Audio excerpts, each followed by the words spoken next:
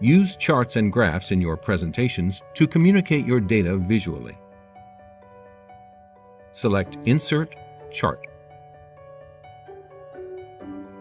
Choose the chart type, like column, and then select OK. When the worksheet appears, replace the placeholder data with your own information.